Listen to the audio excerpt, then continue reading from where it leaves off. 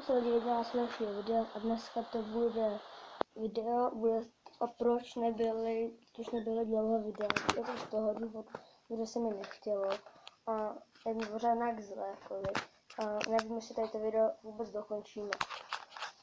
A to je pro další video vše a čau.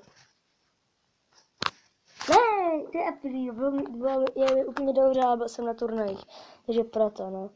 A budeme to možná si všimli, nebo nevšimli, že bude video s Davidem Zemichem, Davidos 11 CZ, a budeme točit Minecraft minihry za 5 odběratelů a strojem taky za 5 odběratelů, takže zítra se můžete těšit.